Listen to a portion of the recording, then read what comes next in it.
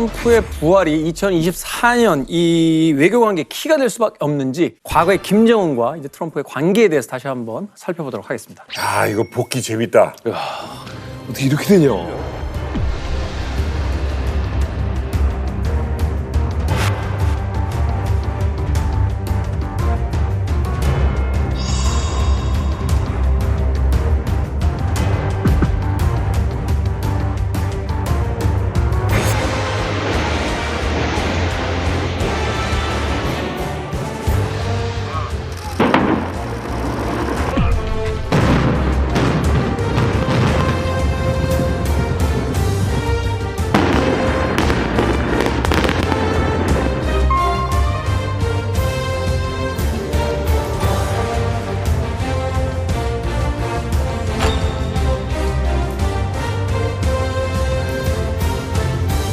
우리 모든 것은 이게 되고 이 자리까지 왔습니다. 아 이게 참 역사적인 그림이었죠. 역사적인 건데. 보면서도 막 진짜 믿겨지지가 않아.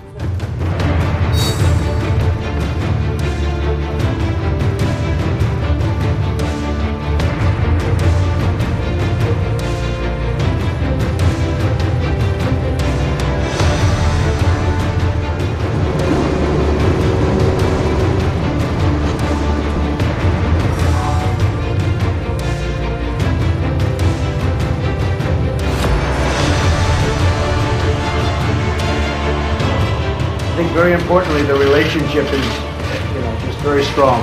And when you have a good relationship, a lot of good things happen.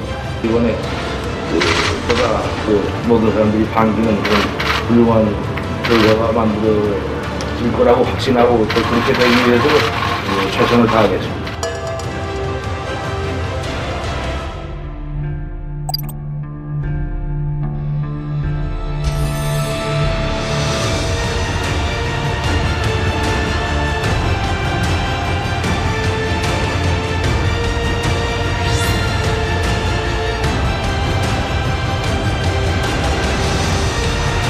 와우, 진짜 이거는 unbelievable. 왜냐하면 트럼프가 이제 북한 땅을 가는 처음 간 거니까.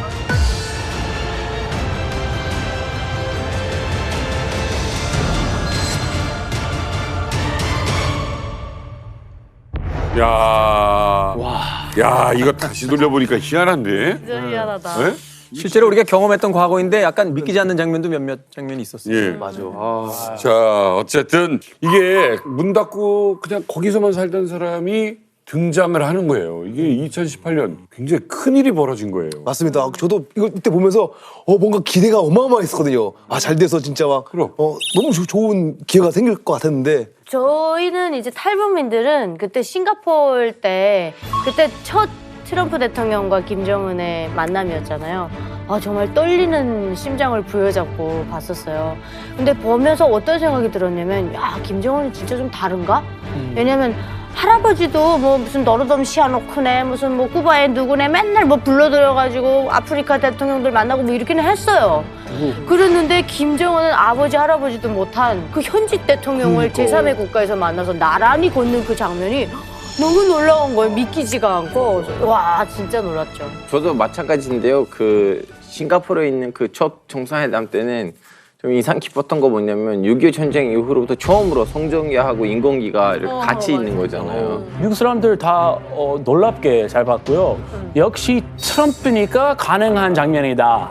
다들 비슷한 생각했어요. 왜냐면 설마 거기 휴전선에서 북한 땅까지 밟으면서 하겠냐? 상상을 못했던 그런 장면인데 트럼프 유일무이하게 할 수 있고 정말 예측 불가 그런 독보적인 인물이니까 이런 만남 물론 뭐 이거 쇼다 그냥 쇼다 이 트럼프 안티들이 얘기했지만 쇼 자체가 좋은 거니까 뭐 좋은 결과 얻을 수 있고 그래서 뭐 다들 흥미롭게 지켜봤죠. 근데 약간 그런 건 있는 것 같아요. 그러니까 트럼프가 좀 엉뚱하고 어디로 튈지 모르지만 분명한 건 자기 국익을 최우선으로 하는 비즈니스맨이구나. 네. 그렇죠. 그러니까 김정은 입장에서는 사실 트럼프를 만나서 뭐가 될 것 같은 1차 때 워낙 분위기가 좋았으니까 2차 때 저런 결과가 나오리라고는 이제 상상을 못했고 아마 트럼프의 저런 비즈니스 술수에 완전히 당했다 이렇게 아마 느꼈을 텐데 그 와중에서도 저는 김정은이 했던 말 중에서 가장 좀 인상적이었던 거는 인정받고 싶다 이런 얘기를 했어요. 김정은이가 트럼프 앞에서. 그게 가장 그래도 진정성이 느껴졌어요. 왜냐하면 북한 입장에서 지금 핵을 개발하고 뭘 여러 가지 하지만 그게 정말 워싱턴을 때리고 캘리포니아를 뭐 불바다로 만들고 이러는 게 최고 목적일까? 저는 아니라고 보거든요. 결국은 북미 수교가 아마 최고 목적일 거고 트럼프가 돌아올 가능성 이 부분에 많이 북한이 주목하면서도 김정은 입장에서는 하노이의 굴욕을 다시 맛보지 않고 만회하기 위해서는 어떤 전략이 필요하지? 근데 주변을 둘러보니까 그런 전략을 짤 참모가 아마 없을 겁니다. 최근 미국의 언론에서도 등장해서 상당히 저희도 경계하면서 보는 건데 이른바 트럼프 대통령이 만약에 만에 하나 재선에 대해서 김정은과 만난다. 그때 미국이 북한의 핵을 용인해 주는 거 아니냐. 라는 이른바 북핵 용인론이 솔솔 나오고 있어서 이건 우리 입장에선 최악의 상황으로 갈 수 있기 때문에 이것만큼은 우리가 반드시 경계를 해야 됩니다. 아니 그 뉴스 보니까 뭐 용인하겠다 뭐 이런 말이 좀 나왔었는데 그게 뭐 핵을 인정해주겠다 뭐 이런 건가요? 그렇죠. 사실 북한의 입장을 받아주는 거거든요. 북한의 기본 입장은 뭐냐면 비핵화 안 한다라는 거예요. 핵 군축이다. 그러니까 우리가 내놓을 수 있는 건 핵 동결이다 이거거든요. 근데 이제 트럼프 같은 경우는 그걸 받아버리는 겁니다. 그러면서 트럼프는 뭐라고 생각하냐면 핵 개발을 동결을 해라. 이제 지금 뭐냐면 북한이 아직까지 미국을 향해 가지고 뭐 사거리는 도달했다라고 하는데 미국을 공격할 능력이 있는지 없는지 확인이 안 됐거든요. 그건 하지 말아라. 그렇다면 남는 건 바로 뭐냐면 이른바 자위적 차원에서 그 남한을 공격 대상으로 삼거나 아니면 오키나와라든 이런데 여기까지는 그냥 용인을 해주는 거죠. 그러니까 사실상 비공식적인 핵 보유국을 인정해 주는 겁니다. 그러면 사실 핵 국가 갖고 있는 나라들이 있거든요. 뭐 파키스탄이라든지 인도라든지 또는 이스라엘 같은 나라들 이런 나라들 뭐 정상적인 외교 관계 다 하고 정상적인 무역 활동 하잖아요. 거기까지 딱 하자. 더 이상 개발하지 말아라. 여기서 딜을 딱 마감하게 되면 문제는 뭐냐면 우리는 그냥 사실 북한의 그 핵 위협에 고스란히 노출된 상태에서 미국은 자기 이해만 다 가지고 따져가지고 이렇게 하는 거고 더 나아가서 또 뭐가 되냐면 이제 트럼프는 미국 제일주의자이기 때문에 동맹의 가치 이런 거 별로 신경 안 쓰거든요. 일본이 뭐라 하든 한국이 뭐라 하든 그러니까 주한미군에 대해서 무슨 비용을 요구한다거나 아니면 핵 자산들을 우리가 전략 핵 자산들 전개하잖아요. 그때마다 그 비용도 내놔라. 니네들 위한 거 아니냐. 이럴 수가 있는 거죠. 그러니까 최악의 상황이죠. 우리로서는. 전례가 있죠. 네. 이거 이영종 센터장님 한반도 비핵화는 미국과 우리가 늘 외치던 거였잖아요. 그렇죠. 지금까지 그랬고 그게 한미일 공조의 어떻게 보면 그 대북 정책과 관련한 기본 축이었습니다. 맞아요. 과거에는 이제 보상을 통해 가지고 핵을 동결시키거나 포기시키고 아니면 뭐 단념시키는 이런 거였는데 그게 이제 어려워지면서 북한이 사실 뭐 사실상의 핵보유국이 됐다 이렇게 주장을 하니까 트럼프가 집권해서 만약에 사실상의 핵보유국 인정 그 대신 뭐 여러 가지 조건으로 이렇게 한다면 그게 이제 일거에 무너지는 걸 수 있죠. 우리가 이미 한번 경험을 했지 않습니까? 미국으로부터 뒤통수를 맞았다 이러면은 좀 과한 표현일 수도 있지만 트럼프가 2018년 6월에 김정은을 만나가지고 1차 정상회담을 하고 나서 너무나 쉽게 한미 군사훈련 중단하겠다 이래버렸잖아요. 이거 비용만 많이 들고 이러는데 만약에 앞으로 김정은과 트럼프가 또 만나가지고 브로맨스를 과시하면서 우리 옛날처럼 이제 다시는 헤어지지 않을 거예요 이러면서 야 너는 핵은 인정해줄게. 네. 그러면서 너희도 그냥 이스라엘이나 인도, 파키스탄처럼 조용히만 있어. 그냥 가지고 있고 헌법에 핵 보유 명시해가지고 살아.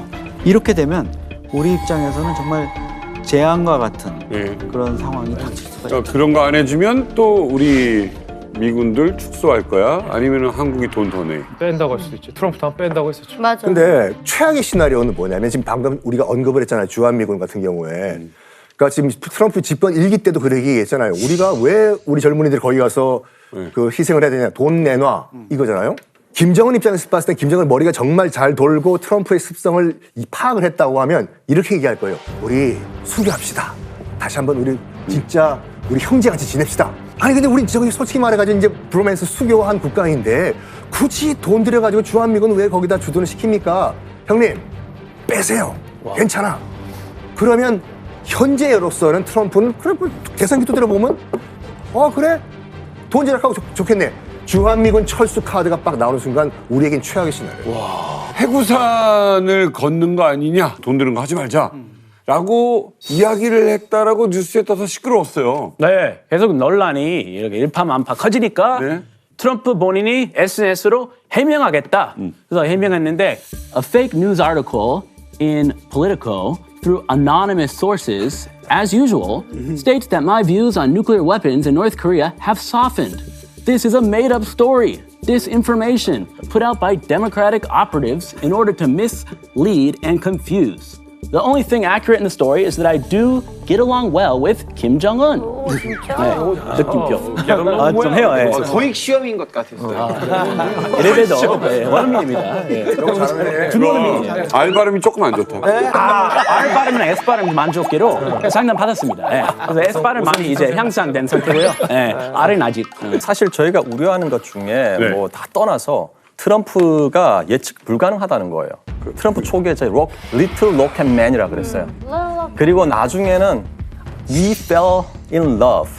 우리 사랑에 빠졌어요. 근데 이건 한번 생각해 볼 수 있지 않나요? 우리가 이제 트럼프를 예측 불가능하다고 봤던 건 우리가 이제 정치적 감각을 가지고 트럼프를 봤을 때는 맞아요. 예. 이게 우리의 예상을 항상 빗나갔는데 말하자면 이제 트럼프를 분석하는 우리의 툴이 잘못돼 있었다라고 한번 생각해 볼 수 있는 거죠. 그리고 철저히 이 사람은 정무적 판단 안 해. 나는 비즈니스야. 나는 국가도 하나의 장사로 생각해.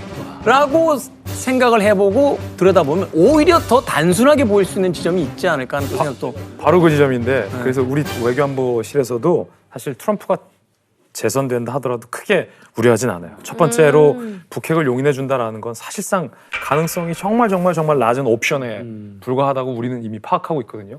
만약에 미국이 북한의 핵을 용인해 준다면 그 한반도에 있는 모든 미국의 동맹국들을 LI가 다 무력화되는 효과거든요. 너도 나도 핵 무장하겠다고 할 텐데 그걸 트럼프가 미국이 감당할 수는 없어요. 그렇죠. 우리도 그렇고 일본도 사실은 그렇게 되면 핵무장 하겠다고 나올 우리 수밖에 입장에서는 그럼 우리 핵무장 할게라고 하면 되는 부분이에요. 그래서 그 핵 용인론은 굉장히 낮은 옵션이다. 한 가지 흥미로운 건 정반대의 추측이에요. 트럼프는 굉장히 계산적인 사람이다. 그래서 19년도, 18년도 무려 2년간 북한에게 공과 에너지와 힘을 들였어요. 그랬는데 트럼프에게 결과적으로 1년 뒤에 돌아온 건 뭡니까? 낙선. 북한 어젠다가 더 이상 미국 시민들에게 투표권을 갖고 있는 미국 국민들에게 그렇게 차밍하지 않다, 매력적이지 않다라는 걸 트럼프 행정부가 본능적으로 그때 깨달았을 거랍니다. 맞아요. 그러면 재선 실패의 패배를 경험한 트럼프 입장에서 뭐하러 또 답도 없는 핵 포기 안 할 건데 뭐하러 김정은을 만나, 김정은에게 얻을 게 없는데 라는 생각을, 현실적인 계산을 트럼프가 너무나도 잘할 것이다. 그래서 의외로 트럼프가 재선으로 돌아온다 하더라도 만약에 즉각적으로 김정은에게 그렇게 뜨거운 예전만한 관심을 주지 않을 거다라는 분석도 사실은 굉장히 많습니다. To get along with 김정은 이거 있잖아요.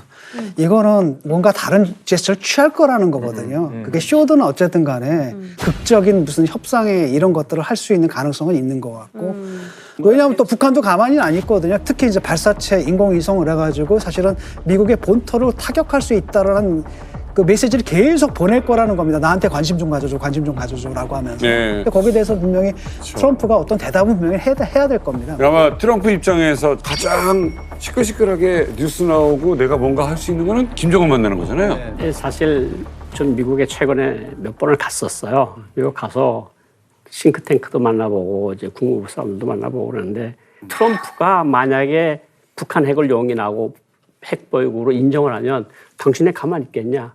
일본 가만히 있겠냐? 타이완이 가만히 있겠냐? 그러면 온갖 세계 질서가 다 망가지는데 맞아요.